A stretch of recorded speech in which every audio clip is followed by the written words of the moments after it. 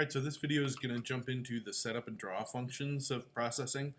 You should read through the text tutorial if one was indicated before watching this video.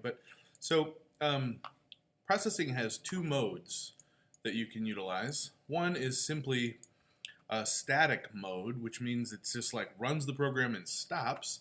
And so if we run this program in a minute, the window will pop up, and there it is off to the side, and I'll bring it into the center of our screen.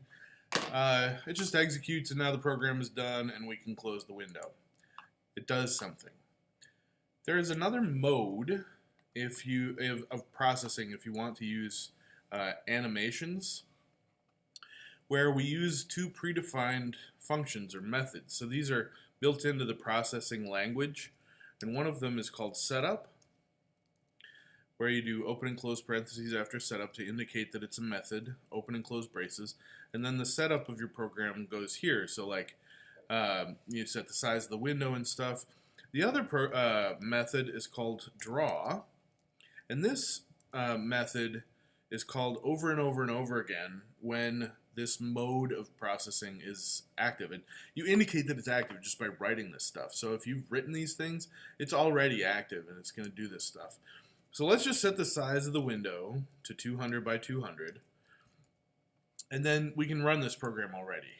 It's not going to do much, but it will pop up a window. And then let's set the background of the window to a color 0 if you just enter one color rather than 3. RGB, if you just enter 1, it assumes it's a grayscale value, so this will be black. And then we'll draw an ellipse at center point 100, 100 of width 25 and height 25. And now we can run our program. And there will be a circle pop up in the center of our screen. Okay, and actually that's a little bit it's a little bit unclear as to how this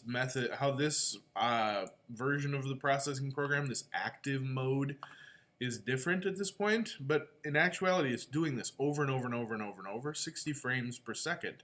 So this circle is being drawn 60 times per second to the screen, which allows us to animate the circle if we want. So let's do that quickly. We're just going to utilize variables that have been kind of created and that we can just make use of in processing specifically. This is not something that you can do in like raw Java, but processing makes animations very easy and interactions with the mouse and keyboard very easy. And one of those variables is processing the language just knows where the mouse is, and the variable that it uses to keep track of that is called mousex. And the mouse, that's the x coordinate, the side-to-side coordinate, and mouse y. So actually, let's just leave this at 100 high so you can see what mouse x does. So if we run our program right now, the circle is no longer in the middle, and in fact, if we move the mouse over the window, it'll follow us.